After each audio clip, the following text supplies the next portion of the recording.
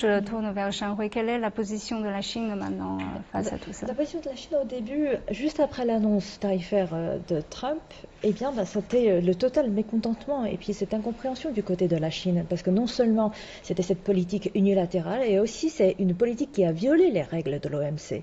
Donc c'est quelque chose qui n'est pas juste. Et puis après aussi, c'était aussi le moment pour toutes les entreprises chinoises de se replier sur elles-mêmes, de se dire finalement où nous sommes. Nous ne sommes pas dans une situation si mal que ça. Pourquoi? Parce que la Chine, les entreprises chinoises, ils sont très bien entourées par toute une chaîne d'approvisionnement intégrée en Chine. Donc en fait, ils se disent, bah, tiens, peut-être l'impact n'est pas aussi grave et aussi violent qu'on avait imaginé. Donc il faut avoir de la confiance dans les commerces extérieurs.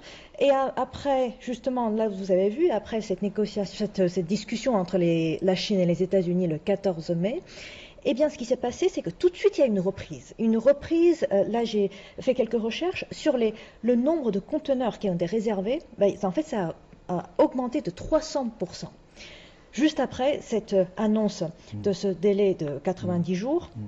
Donc je pense qu'en fait, le marché chinois et aussi les entrepreneurs chinois s'adaptent très très vite, de pouvoir profiter de cette période, de pouvoir s'exporter davantage. Et en même temps, malheureusement, nous avons entendu tout à l'heure, Monsieur Dunette, vous avez parlé aussi d'une certaine manière, les entreprises européennes, finalement, sans le vouloir, sont aussi impactées, un peu le bouc émissaire de cette guerre tarifaire.